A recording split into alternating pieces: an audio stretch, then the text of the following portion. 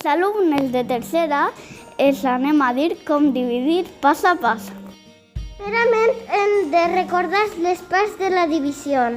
Dividend, la quantitat que hem de repartir.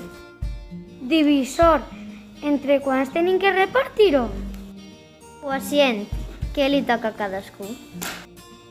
I el residu són les parts que queden per repartir.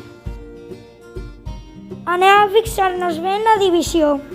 Podem dividir 5 entre 6? No, perquè el 5 és més xicotet que el 6. Tant agarrem el 3 també.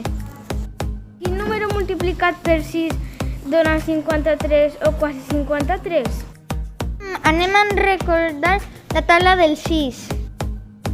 6 per 1, 6. 6 per 2, 12. 6 per 3, 18. 6 per 4, 24. 6 per 5, 30. 6 per 6, 36. 6 per 7, 42. 6 per 8, 48. 6 per 9, 54. Nos hem passat. Entonces serà 6 per 8. 6 per 8, 48. Hasta 53 van... 5. Podem dividir 5 entre 6? D'això res, el 5 és més xicotet que el 6. Aleshores, baixem la següent xifra. Quin número multiplicat per 6 dona quasi 56 o 56?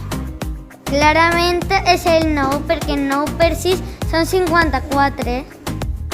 Van de 54 a 56. Van 2. Ara tanquem la divisió. I és entera, perquè el residu no és 0. Espereu que hàgiu après.